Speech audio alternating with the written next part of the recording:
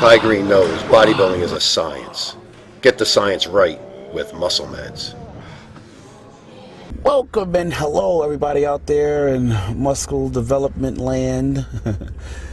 This is your boy Kai L. Greene, aka Getting It Done, day by day. It's the countdown to the Arnold Classic, and we are now 3 weeks and 2 days out. Alright, I guess you're probably watching at this point a shoulder training session that we did on February 11th, 2009. The gentleman you see in the camera should be Charles, me, and Paul. We started off with barbell front raises for the front delts, and on this particular day and this particular movement, you got to be real careful too, because you can end up using your traps a lot more than necessary. Here you see Charles instructed me to keep my elbows bent, almost like if I were to do a bicep curl. If you ever notice when people do bicep curls, the movement of their what bone is that? It's your humerus bone or your brachium, from parallel to your body, going forward in front of you. In order to make that happen, that isn't a movement on your bicep. That recruits your front delt. If you ever see someone doing that, then 9 times out of 10, and not just using their bicep, but they're using other muscle groups to come in to help support their bicep in order to do, a bicep curl. There are more stricter ways to do a bicep curl if just to train your bicep. But in this case, what we're doing is we're not trying to train our bicep at all. We're trying to train our front delt. So you'll see that is what drives the movement of your brachium, is actually what drives the use of your front delt. For instance, if you were to try to stand there and actually just keep your elbows, to your sides with really strict form, you would be using your bicep. But in this case, because our elbows are not locked to our sides, they're actually going forward in front of us and returning back to our sides, the contraction is on the front delt. So we're being mindful here not to recruit our traps, we're trying to keep it right on our front delt, and that's very important. Okay, next movement would actually end up being, I think, front dumbbell raises. If you notice, you got that little accent on the end of the movement. Charles also instructed me to actually pull my my arm across my body, across the center line. This again is just trying to get me to concentrate and contract my front delt. And still we're trying to keep our traps and our lower back and everything else out of the movement. So it's more like an isolation exercise for your front delt.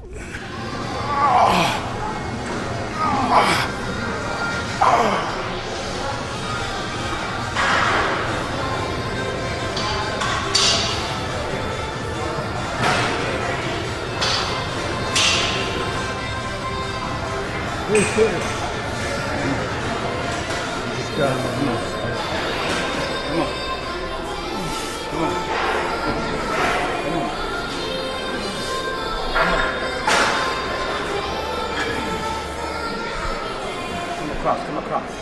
There you go. Come across. There you go. Come across. There you go. That's it. Push it across. Turn those hands all the way over. All the way over. Come on now. Come on. 2. Come on. Give me 1. That's it. Come across. No. This new one, yeah. Oh, it's awesome. Let's see. Next movement was a side lateral. Side laterals, done in this way, it's just like, more strict, focus on the interior deltoid. You've got 3 heads to your delt. In theory, you have the front that crosses the glenoid joint from your clavicle across to your humerus bone or your brachium. And that's your front delt. You have your interior delt